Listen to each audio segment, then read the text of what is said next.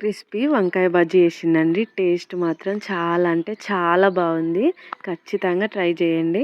ముందుగా వంకాయల్ని వాటర్లో వేసుకొని 2-3 సార్లు వాష్ చేసుకున్న తర్వాత నేను చూపిస్తున్న విధంగా సన్నగా కట్ చేసుకోవాలండి.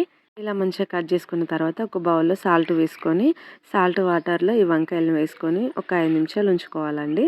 మరొక బౌల్లో 4 టేబుల్ స్పూన్ల శనగపిండి, 1 టేబుల్ స్పూన్ బియ్యపిండి వేసుకొని, హాఫ్ టీ స్పూన్ కారం, హాఫ్ టీ స్పూన్ పసుపు, రుచికి తగినంత సాల్ట్, హాఫ్ టీ స్పూన్ వంట సోడా వేసుకొని కొన్ని వాటర్ పోసుకుంటూ మంచిగా కలుపుకోవాలండి. ఒక ప్లేట్లో బ్రెడ్ పౌడర్ పోసుకొని రెడీగా పక్కన పెట్టుకోవాలండి. ముందుగా కలిపి పెట్టుకున్న శనగపిండిలో ఒక్కొక్క వంకాయను వేసి డిప్ చేసి దాన్ని మళ్ళీ బ్రెడ్ పౌడర్లో కూడా వేసి మరోసారి డిప్ చేసి అన్ని ఇలానే రెడీ చేసుకొని పక్కన పెట్టుకోవాలండి. పొయ్యి మీద కడాయి పెట్టుకొని తగినంత ఆయిల్ పోసుకొని ఆయిల్ హీట్ అయిన తర్వాత మనం రెడీ చేసి పెట్టుకున్న వంకాయల్ని ఒక్కొక్కటి వేసుకొని గోల్డెన్ బ్రౌన్ కలర్ వచ్చేదాకా ఫ్రై చేసుకోవాలండి. ఇలా ఫ్రై అయిన తర్వాత ప్లేట్లోకి తీసుకోవాలండి. అంతేనండి, మన క్రిస్పీ వంకాయ బజ్జీ రెడీ. దీన్ని సాస్తో కానీ మైనస్తో కానీ తింటే టేస్ట్ మాత్రం అదిరిపోతుందండి.